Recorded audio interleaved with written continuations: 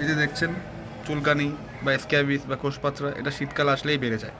এখন যেহেতু শীতকাল, সেহেতু এর প্রাদুর্ভাব অনেকাংশে বিস্তার পাবে এবং এটি ছড়িয়ে পড়বে মহামারী আকারে। কীভাবে? এই কোষপাথরা বা স্ক্যাবিস হচ্ছে এক ধরনের কীটের আক্রমণ। মূলত এরা শীতকালে বংশবিস্তার করে থাকে এবং এদের আয়ুষ্কাল বেড়ে থাকে। শীতকালে আমাদের ত্বক শুষ্ক থাকে এবং বাতাসে আর্দ্রতার পরিমাণ কম থাকে, এর ফলে ত্বক খসখসে হয়। এর ফলে এই যে কীটের যে আপনার বংশবিস্তারের জন্য পুরো উপযুক্ত মৌসুম এটি। এবার আমাদের ত্বকের যে লিপিড বা চর্বি, সেটার পরিমাণও কিন্তু এটা যে স্তর সেটা আপনার পাতলা থাকে, এর ফলে এটি সহজে আক্রমণ করতে পারে। ফলে এটি আমাদের ত্বকে খুব দ্রুত বিস্তার ঘটে এবং আমাদের এই চুলকানি বা খোসপাত্রার শিকার হই বা আক্রান্ত হই।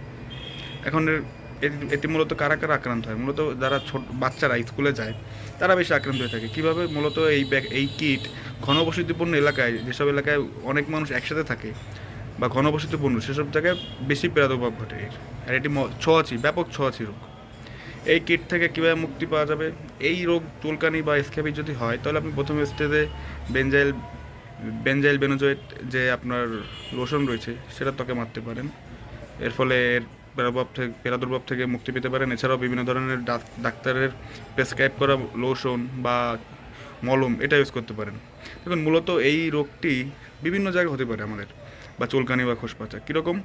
আমাদের আপনার এই যে আঙ্গুলের যে ফাঁক, এই যে আঙ্গুল বা পায়ের যে ফাঁক, এখানে হতে পারে। দ্বিতীয়ত আমাদের উরু বা যৌন অঙ্গের ত্বকের যে ভাঁজ সেখানে হয়, বা কোমর বা স্তনের চারপাশে হতে পারে। সেটা আমাদের হাত বা পায়ের যে বাঁকা স্থান সেখানেও হতে পারে। আর এগুলো এছাড়াও ত্বকের বিভিন্ন জায়গা হতে পারে, হাতের যে তালু সেখানে হতে পারে।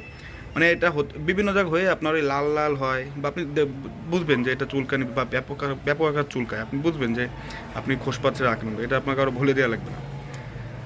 এখন এই রোগের আপনি কীভাবে এই রোগ থেকে সচেতন হবেন? এই রোগ থেকে সচেতন হতে গেলে আপনাকে প্রথমে হচ্ছে আপনার বাসার যে যাবতীয় চাদর বালিশ সেগুলো 30 মিনিট গরম পানিতে ধুত করতে হবে।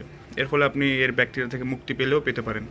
এছাড়াও ছোটো বাচ্চাদের যে খেলনা রয়েছে সেগুলো আপনি একটি বায়ুরোধ পলিথিন ব্যাগে 7 দিন রেখে দিতে পারেন। এর ফলে এর যে কীট, এর বংশবিস্তার রোধ হতে পারে এবং এটি মারাও যেতে পারে। কারণ আপনারা আগেই বলেছি যে বাতাসে আর্দ্রতা কম হলে এই রোগের প্রাদুর্ভাব ঘটে।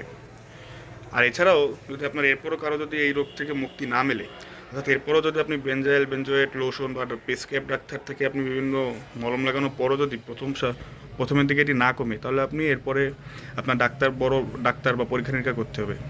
যে অনেক সময় দেখা যায় যে পুস, তারপরে আপনার ক্ষতের সৃষ্টি হয়, এগুলো কিন্তু ভয়াবহ আপনার স্কিন ডিজাস্টার হতে পারে।